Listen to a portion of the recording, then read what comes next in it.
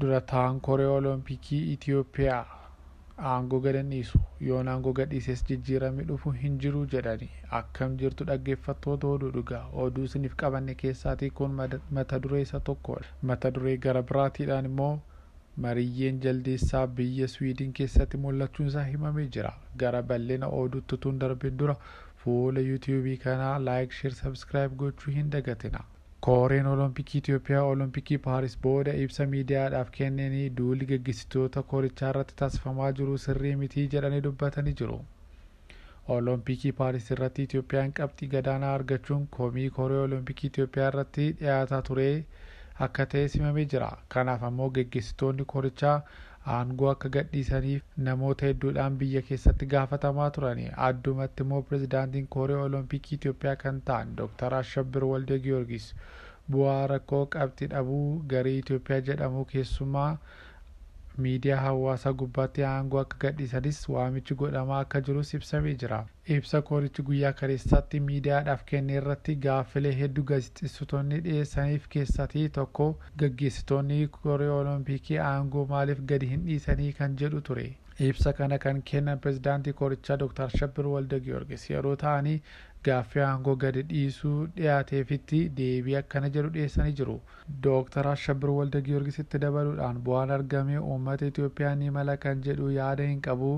Garuu immoo namoonni aangoo irraa ka'uudhaan jijjiiramni dhufa jedhanii jijjiiramni akka hin dhufne ittiin himaa jedhanii. An kubbaa miillaa gadi dhiisee baheera falmii mo'adheen mee geggeessaa jedhee dhiisee bahee jijjiiramni dhufe garuu hin jiru jedhanii. Dhiisanii keessaa ba'uun furmaata hin ta'u irra deebi'ee kanan isiniin mirkaneessuu barbaadu ani gama kootiin aangoo gadi hin dhiisu kubbaa miillaa dhiisee bahee jijjiiramni dhufe hin jiru jedhanii. Olompikii Paaris irratti Itiyoophiyaan maaraatoonii dhiiraa qofaadhaan warqii tokko argachuun walumaa galatti ammoo meedaaliyaa 4 argachuudhaan lammiilee biyyaa hedduu aarsee akka ture himamee jira.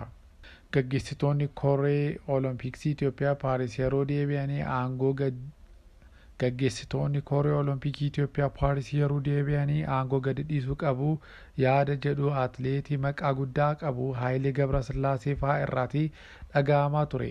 Atileet Haayilee Gabrasillaaseen Itiyoophiyaan qabxii gadaanaa argachuudhaaf sababni hoggansa ta'uu eeruudhaan gaggeessitoonni uummata dhiifama gaafachuudhaan aangoo gadi dhiisuu akka qabanis yaada isaa kennee ture. Haayilee Gabrasillaaseen akka jedhutti rakkoowwan yeroo dheeraadhaaf osoo hin furamin turanii Itiyoophiyaa dorgommiiwwan olompikii 3 irratti meedaaliyaa warqee 3 qofa akka argattu taasisuudhaan sadarkaa ishee gadi buusee jira jedhanii dubbatanii jiru. Dorgommaa ispoortii tokko deemee mo'adhu jennee erguu keenyaan dura qaamni ergu haqa qabeessa jennee gaafachuu qabna kan jedhee Haayileen hoggansa haqa qabeessa hin taane ofitti amanamummaa fi qabxii dorgomtoota irratti dhiibbaa guddaa akka uumu dubbatee ture. Koreen olompikii Itiyoophiyaa yeroo 2-3 dhimma kana irratti mari'ataniiru garuu hin milkoofne. Amma Ashabbir Walde Giyoorgis irraa eegalee hogganoonni jiranii kan nuti irraa eegnu falmii osoo hin taane uummata mufachiisaniiru. Sababa keenyatti biyyi qabxii dhabdeetti jedhanii aangoo akka gadhiisanii gaafadhaa jedhee ture Dr. Haayilee jedhe. Amma Ashabbir Walde Giyoorgis dabalatee hoggantoota hojii irra jiran irraati kan nu eegnu falmii osoo hin taane uummata mufachiifneerraa sababa keenyaanis biyyi keenya qabxii dhabdeetti jedhanii aangoo akka gadhiisan duwwaadhaa jedhee ture atileet Haayilee Gabrasillaasee. Koreen olompikii Itiyoophiyaa garuu ibsa kaleessa kennanii dheekkamsa hawaasa irraa itti dhufee fi gurra waan kennee hin fakkaatu. Aangoo kan dhufu namatti duuluudhaanii gaazexeessitoota namarratti ijaaruudhaan osoo hin taane yookiin namoota dhuunfaa gurmeessuudhaan osoo hin taane karaa dimokiraasii duwwaadhaan taa'aa jedhanii dubbatanii. Kanas kan dubbate Dr. Ashabbir Walde Giyoorgis pirezidaantii koree atileetiksii olompikii Itiyoophiyaati. Dr. Ashabbir Walde Giyoorgis itti dabaluudhaan osoon Paaris jiruu gara biyyaatti hin deeminii hiriirri mormii irratti qophaa'ee jira naan jedhanii. An baay'een itti gammada. Sababni isaa hiriirri mallattoo dimokiraasiitii jechuudhaan yaada Haayileen kennetti qoosaa turani. An akka Haayileen hiriira ilaalee hin fiigu. Haayileen hiriira argee bahee ammoo hiriiraadhaa ilaalee gara aangootti dhufuu barbaadaa jedhani. Dr. Ashabbir Walde Giyoorgis hojiin isaanii Dooktara Ilkaan yeroo ta'u yeroo ammaatti Federeeshinii Olompikii Itoophiyaa keessatti pirezidaantii ta'anii hojjechaa jiru. Kanaan dura Federeeshinii Kubbaa Miilaa Itoophiyaa keessatti akkasumas Federeeshinii Baaskeetboolii keessatti gaggeessaa ta'anii hojjechaa akka turanis yaadatama. Gara oduu biraatti yeroo dabarru Suwiidin dhukkubsataa dhibee maree jaldeessaatiin qabamee argee jira jette. Biyya ishee keessatti yeroo jalqabaadhaaf nama dhukkuba maree jaldeessaatiin yeroo argamu Afrikaan alatti ardii biraa keessatti nama argame si jalqabaa ta'eera. Dhibee yaaddoo fayyaa addunyaa jedhamee dhaabbata fayyaa addunyaan labsamee maree jaldeessaa kutaalee Afrikaa heddummaata keessatti faca'ee bira darbee gara ardii Awurooppaatti darbuun isaas himamaa jira. Afrikaa alatti dhukkubsataan dhibee kanaan jalqabaa Suwiidinitti argamuusaa tajaajila fayyaa hawaasa biyyattii beeksisee jira. Namni kun dhiyeenyatti biyyoota Afrikaa weerarri dhibee maree jaldeessaa babal'atee daawwachuudhaaf garasi malee akka ture himamee jira.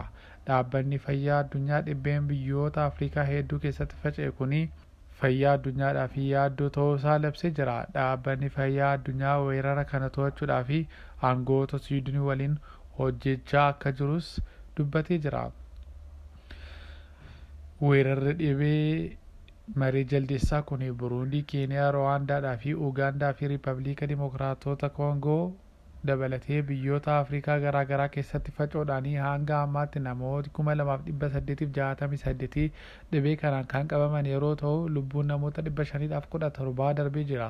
Dhibeen maree jaldeessaa jedhamu kun tuttuqqaa harkaadhaa fi hafuuraadhaan kan namatti darbu yeroo ta'u dhibichi baay'ee hamaadhaa fi qaama namaa irratti kan mul'atu ta'uun isaa immoo baay'ee yaaddessaa ta'ee jira. Dhibeen maree jaldeessaa kun amma ammaatti sadarkaa yaaddessaarra kan hin geenye yeroo ta'u garuu kanarra darbee yoo sadarkaa yaaddessaarra ga'ee yeroo lammataadhaa fi akka kooroonaa mana keessa taa'aa jedhamuunsaa waan hin hafne ta'uunsaas dubbatamaa jira.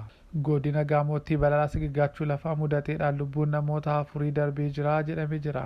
Naannoo kibba Itoophiyaa godina Gaamoo aanaa Garsaa ganda Kaamilee Barii Oroo balaa sigigaachuu lafaa mudateedhaan lubbuun namoota 4 darbuunsaa bulchiinsa naannoo sanaa dubbatee jira. Balichi rooba cimaa guyyoota 3dhaaf walitti aansee roobe hordofee kan mudate ta'uunsaa ibsamee jira. Ji'a darbe keessa immoo naannoo kibba Itoophiyaa godina Gaamoo Goofaa kanatti aanaa Gazee Goofaatti balaa sigigaachuu lafaa qaqqabeedhaan lubbuun namoota 120 olii darbuunsaa ni yaadatama.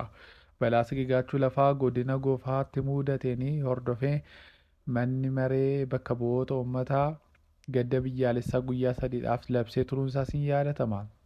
Haaluma wal fakkaatuudhaan naannoo Sidaamaa godina giddugala Sidaamaa aanaa Wanshootti rooba cimaa mudateedhaan sigigaachuun lafaa akka mudate si yaadatama. Naannoo Oromiyaa iddoo adda addaatti sigigaachuun lafaa kan mudate yeroo ta'u lubbuu namaa irratti garuu balaa hamaa akka hin geessisnes dubbatamee turee jira.